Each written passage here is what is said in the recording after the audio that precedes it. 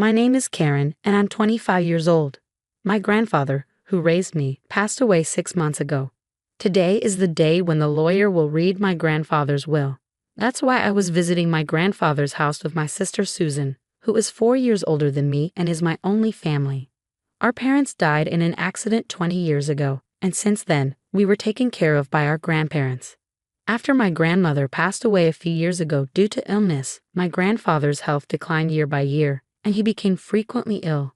Because I was worried about him, I lived in an apartment near his house and often went back to check on him. "You're a grown woman. It's not right to keep coming back home," my grandfather would say, though he would always laugh cheerfully nonetheless. Then one day, when I visited as usual, I found my grandfather lying in pain at the entrance. In a panic, I called the ambulance, but my grandfather passed away suddenly. "Hey, what are you daydreaming for? At least prepare some tea." My sister's voice brought me back to reality. "Right, the lawyer will be here soon," I responded and headed to the kitchen.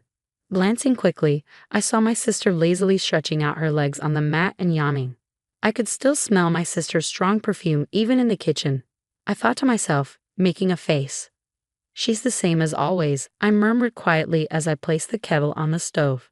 My sister has always been self-centered. Since she was a teenager, she started dyeing her hair frequently, as if it were natural. She hung out with troublemakers and was always out, demanding money without working, assuming that part-time jobs were unnecessary. Even when she caused trouble and our grandparents had to apologize for her, she remained unfazed. I, being the quiet one, often had to deal with the fallout. She doesn't seem to have changed much even after growing up. She doesn't have a stable job and just drifts around while working part-time. I knew she had been asking our grandfather for money whenever I wasn't around. It's easy to imagine that she would find all this troublesome if it weren't for the inheritance. "Oh, you must be the lawyer.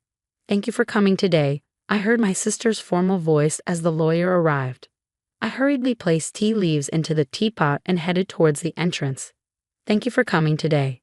I had met the lawyer at the funeral. His eyes were as kind as my grandfather's. A lawyer's badge shone brightly on his chest. After offering incense in front of my grandfather's portrait, he took a sip of the tea I served and then took out my grandfather's will, which was entrusted to him while he was still alive. The will stated that my elder sister Susan would inherit $20 million in cash, and I, the younger daughter, would inherit the house and the land it sits on. Upon hearing this, my sister burst out laughing. $20 million in cash for the elder daughter and only an old house for the younger one? How hilarious. It's just right for someone as plain as you. "It's not just the house. There's also the land," I retorted, to which my sister laughed snidely. "Huh, the value of this land in such a god-forsaken place is hardly surprising. I guess I would have preferred cash." Grandpa must have had a soft spot for me after all. I couldn't deny feeling a bit shocked. I suppose my grandfather wanted me to protect his beloved house and land where he spent his life with my grandmother. Huh, a house and land. That's pretty awesome, isn't it? Brian, my boyfriend, exclaimed in surprise after hearing my story. I shook my head, implying it's not as great as it sounds. "Not really. My sister inherited $20 million in cash." "That's more impressive," I admitted, feeling a sense of emptiness saying it out loud. Even though I was being modest, verbalizing it felt like an acknowledgement. "Wow, beautiful and has money. Now she's the more's the better victory," Brian said insensitively. I shot Brian a side glance for his insensitive comment. Realizing his misstep, he joked, "Your comfort means more to me than money, Karen." Brian has been my boyfriend since I started working. We met at a social event, and being of the same age, we clicked well. I've introduced him to my grandfather and my sister. While he hasn't proposed yet, I have been considering marriage. Today was our first date in the wild, and I ended up telling Brian about my inheritance. I suppose it was because I thought he would become my husband someday. I had no idea I would come to regret this. A few days later, I was visiting the family home I had inherited from my grandfather. I had intended to clean and sort out my grandfather's belongings. The property was large, but the house was modest. I figured I could manage it on my own and looked around the house, pondering. It's close to my workplace. Maybe I should move here. Living here leisurely with a cat doesn't sound too bad.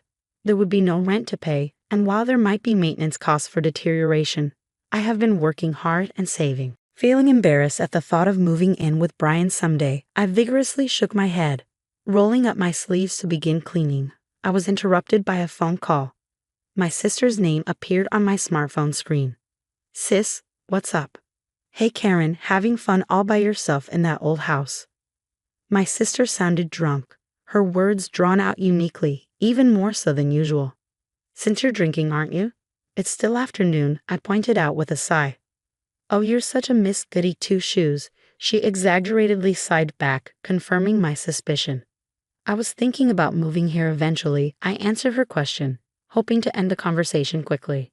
Really? I'm enjoying a suite in a luxury hotel right now, my sister boasted loudly.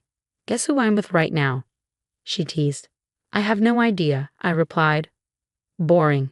It's that kind of attitude that'll make Brian dislike you. What? I was taken aback when Brian's voice suddenly took over the line.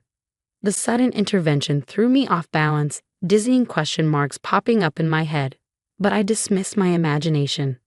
Surprise, huh? My sister's mean-spirited voice chimed in. Ever since you introduced him to me, I thought Brian was quite a catch. She continued boastfully, describing how she had been attracted to Brian since I introduced him, knew where he worked because of me, and approached him as soon as he left work. She claimed he came along readily when she asked and told her she was hundreds of times more attractive than me. I listened in stunned silence. Karen, I'm really sorry. Brian's voice broke the silence. Tell me it's a mistake. I tried to speak, but he cut in again. As a man, I had to take this opportunity, he explained. What? I do feel bad about it, he added. But come on, it's impossible to resist a beautiful woman who has $20 million, right? Brian's tone drained my emotions away.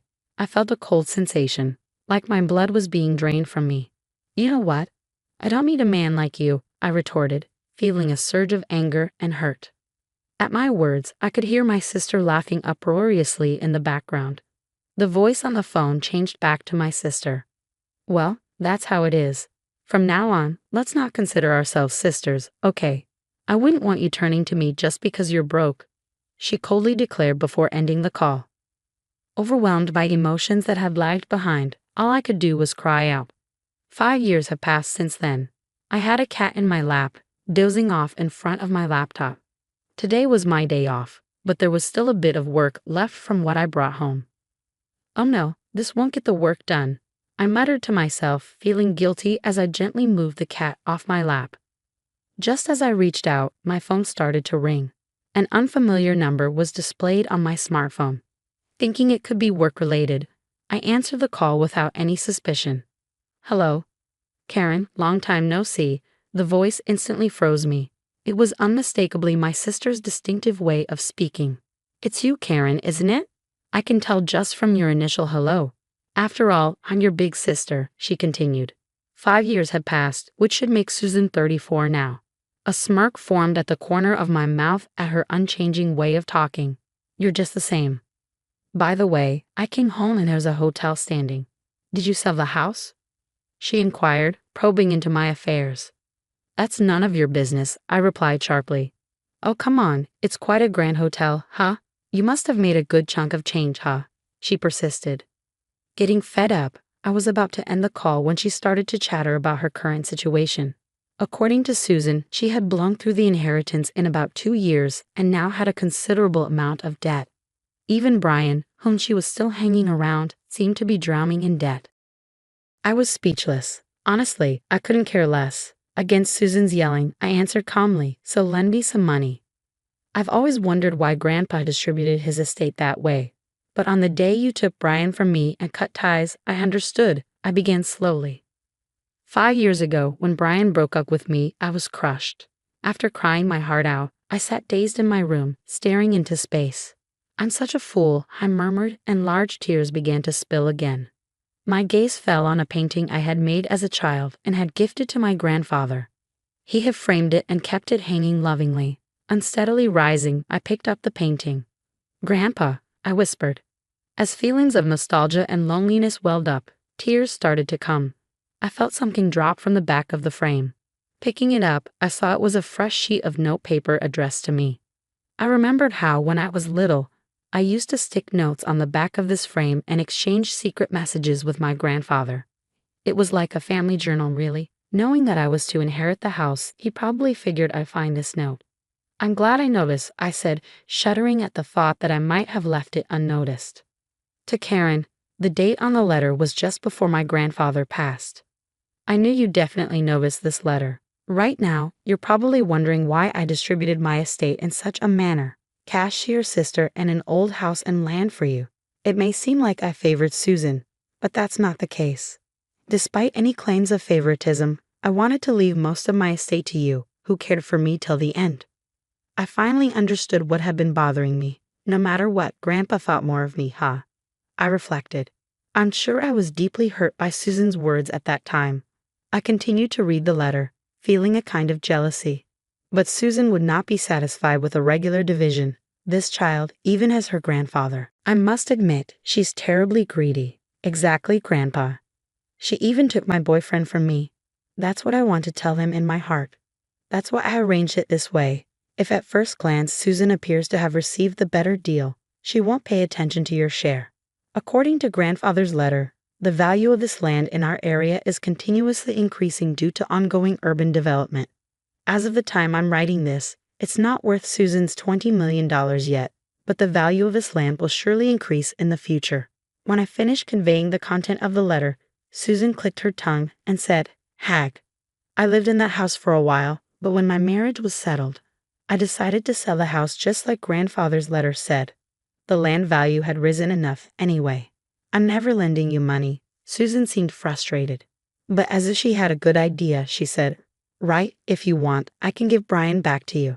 So help your sister. It's a good deal, right?" At that moment, something snapped inside of me. Enough is enough. You've been taken care of by Grandpa, and yet you haven't shown a hint of gratitude. I despise you for that, and you're not my sister anymore. Besides, I'm already married. I don't need Brian, and I don't even want to see his face. Stay out of my life for good, I said firmly and hung up. I quickly set up call blocking, and my cat on my lap was cowering on the bed. I quickly picked up my cat and said, "I'm sorry." After that, it seems Susan contacted Brian, and they both stormed into our old house. Did they try to return Brian to me?